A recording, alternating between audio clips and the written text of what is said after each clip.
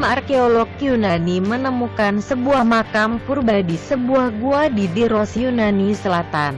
Makam itu berisi sepasang kerangka berusia 5.800 tahun.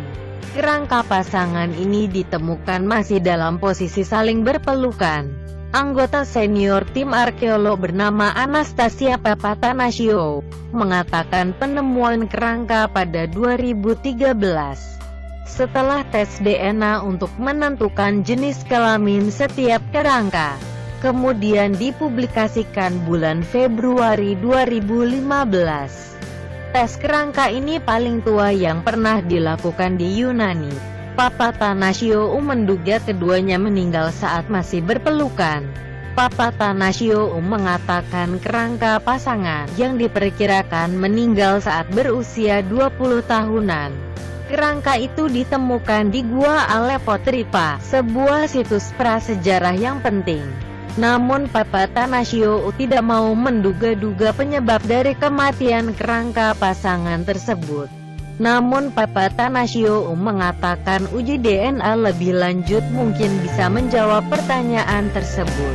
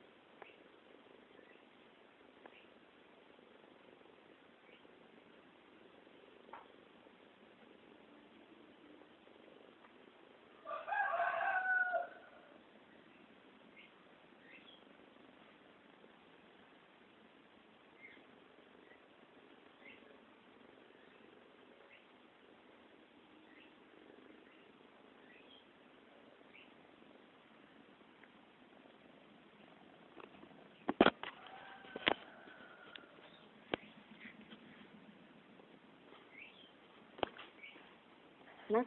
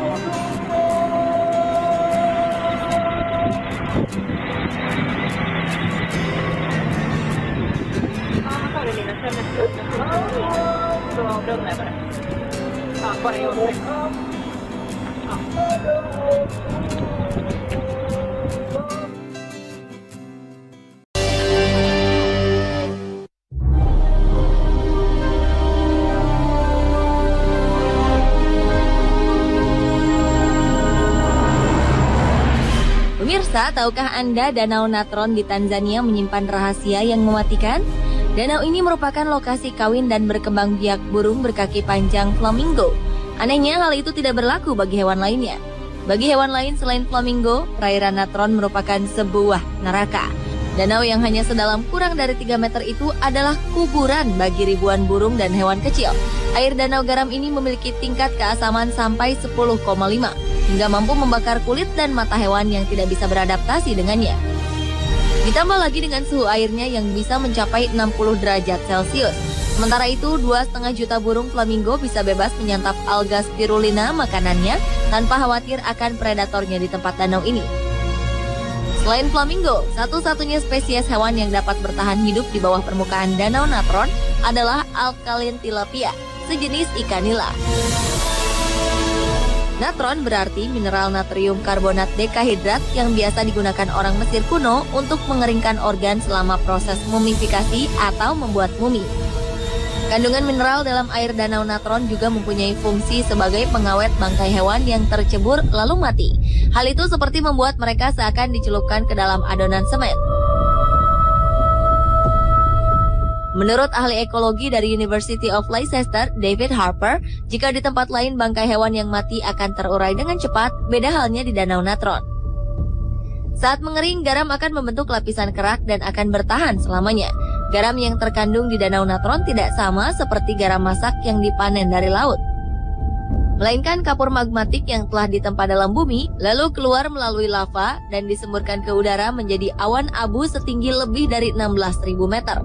Lava itu berasal dari Gunung Oldoinyolengai, sebuah gunung berapi berusia 1 juta tahun yang terletak di selatan Danau Natron. Gunung Oldoinyolengai sendiri telah meletus 8 kali sejak 1883 dan terakhir meletus pada tahun 2007 lalu.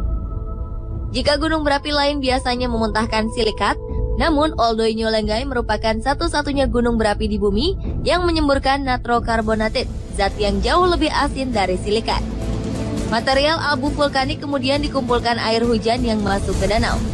Ternyata hal itulah yang menyebabkan mengapa hewan yang tercebur ke dalam natron terlihat seperti telah jatuh dalam ember semen.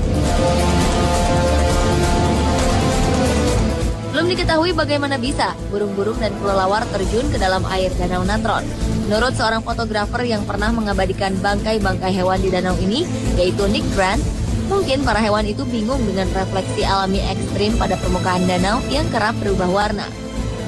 Hal itu mirip dengan fenomena burung terbang ke arah jendela kaca dan menabraknya. Saat memotret bangkai binatang yang kini mirip patung itu, Nick Grant memutuskan untuk membuat mereka dalam posisi seakan masih hidup. Ia menaruh mereka di ranting pohon atau di atas air. Sebagian hasil karya Nick Grant ini dipamerkan di Hastings Chrysler di New York, Amerika Serikat.